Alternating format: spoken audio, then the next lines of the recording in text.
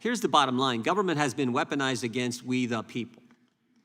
September 23rd, 2022, Mark Houck at home in Pennsylvania.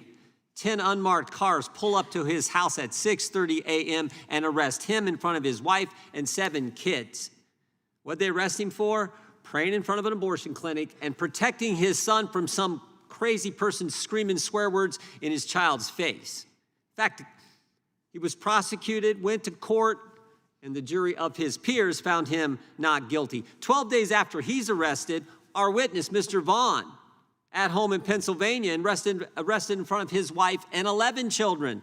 And what was he doing? Exactly what the chairman said, praying and singing hymns outside of an abortion clinic. Just came and got him. March 5th, 2024, in Mr. Big State, Penny McCarthy, 66-year-old grandmother, in her driveway, U.S. Marshals pull up, guns drawn, and arrest her. They said she violated parole, a parole violation for a nonviolent offense from 25 years earlier. And they show up with guns drawn and arrest this lady. She said, I think you got the wrong person. And guess what? She was right. They had the wrong person. And of course, we had a hearing on this right here in this room. Brian Malinowski, top official, highest paid official in the municipal government in Little Rock, Arkansas. Gun hobbyist, sold 6 guns, and the ATF said, you're a felon because you sold 6 guns without a license. And they show up, again, 10 cars, show up at 6:01 a.m. First thing you see, because we got the video, the first thing they do is walk up and put tape on the doorbell cam. 53 seconds after they put tape on the doorbell cam, Brian Malinowski is shot and later dies. And they weren't even, this wasn't even an arrest warrant, this was a search warrant.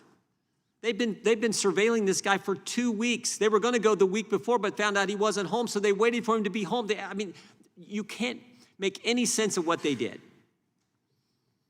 Government has certainly been weaponized against we the people. And of course, last week, what did we find out last week? 2 Inspector General reports came out last week. The first one said, when Chris Wray first started at the FBI, they spied on Capitol Hill staffers.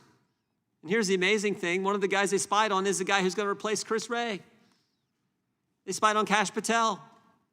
Got the email, who you're emailing to, emails coming into you, phone calls. Did that to, and it was Democrats too. Democrats should be just as outraged. They were spying on Republican and Democrat staffers. And of course, the second report that came out last week from the Inspector General, we find out that there were 26 confidential human sources here in the Capitol, at the Capitol. Well, some of them came in the Capitol. 26 of them on January 6th. 17 went in the restricted area, 4 went in the Capitol, 0 were arrested.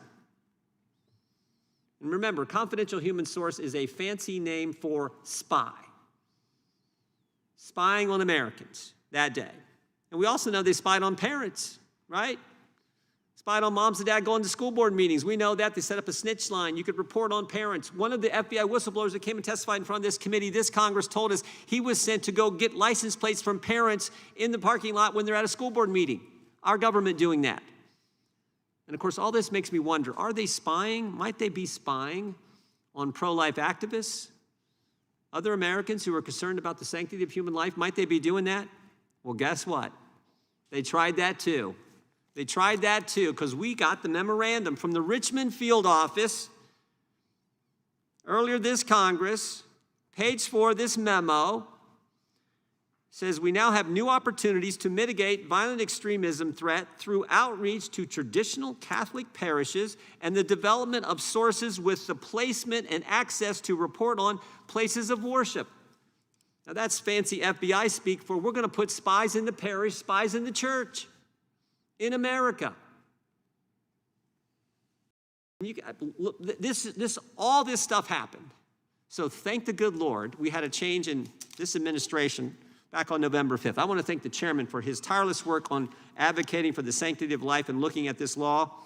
I want to thank Ms. Hawley, Mr. Vaughn, for what you've been through, both of you for coming and testifying, and Mr. Crampton, for your good work at the Thomas More Society and for you being with us today. Protecting the sanctity of life is critically important, and just as important is the First Amendment. Your right to speak, your right to pray, all the rights we enjoy under the First Amendment. And that's why this committee, which is charged with protecting the Bill of Rights, the Constitution, and those important freedoms we have as Americans, is so darn important. I thank the chairman for all his good work and yield back.